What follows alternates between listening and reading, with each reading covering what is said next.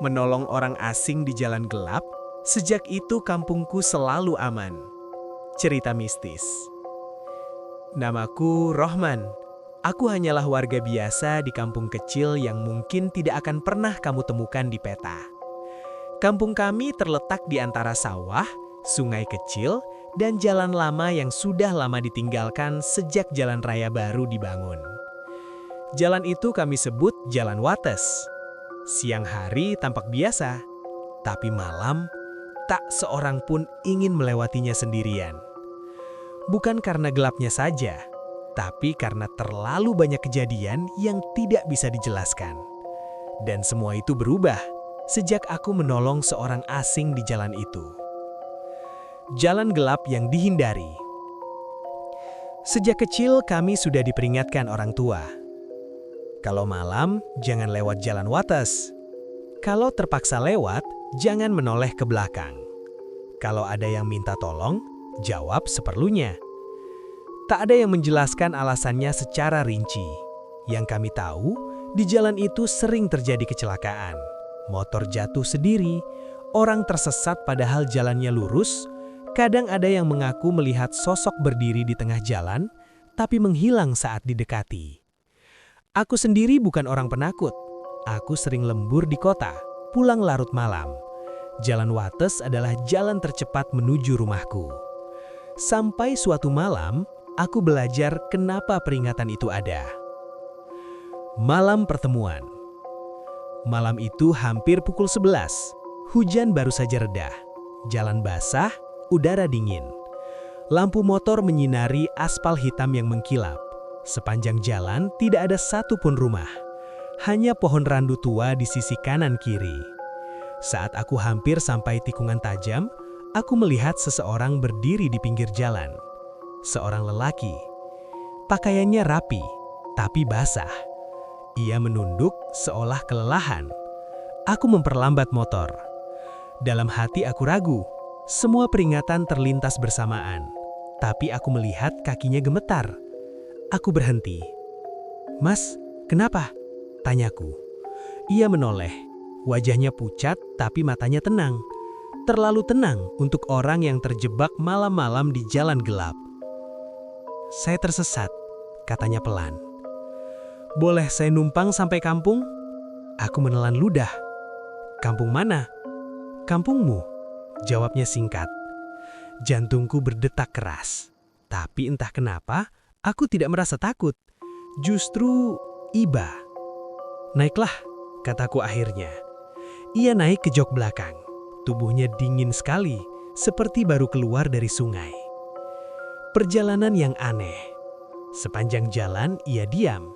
Tidak ada bau badan, tidak ada nafas berat. Bahkan saat motorku melewati genangan air, aku tidak mendengar suara cipratan dari arah belakang. "Mas, dari mana?"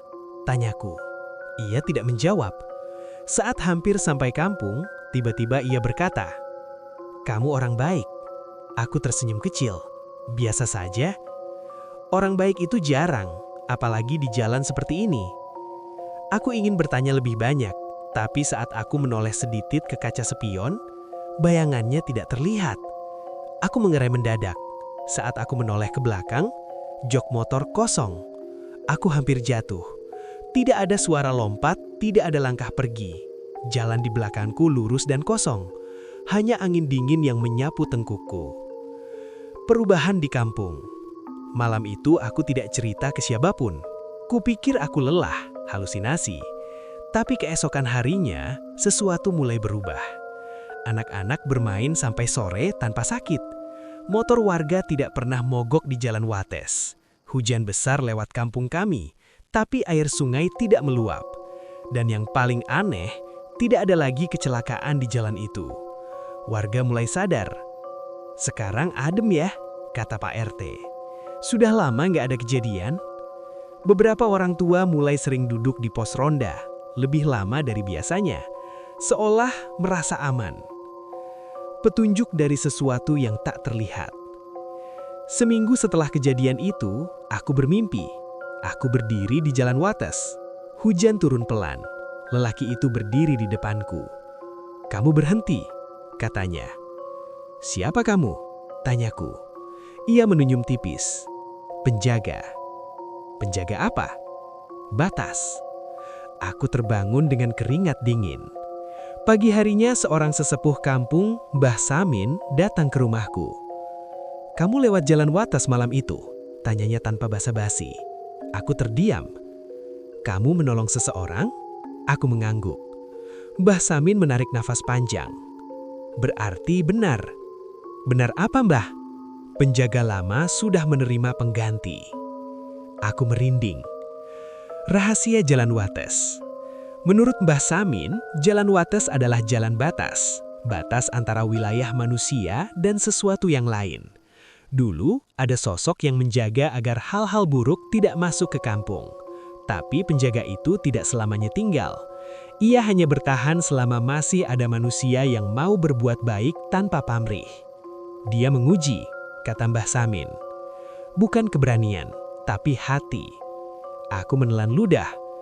Kalau saya tidak berhenti malam itu, Mbah Samin menatapku lama. Mungkin kampung ini akan kehilangan perlindungannya. Tanda terakhir. Beberapa bulan kemudian aku kembali lewat Jalan Wates. Di tikungan tempat aku berhenti dulu, aku melihat bekas kaki di tanah basah, mengarah keluar kampung. Seolah seseorang berjalan pergi. Sejak itu aku tidak pernah lagi bertemu sosok itu. Tapi setiap kali ada orang asing lewat kampung, mereka selalu berkata hal yang sama. Kampung ini rasanya tenang. Aku hanya tersenyum. Penutup.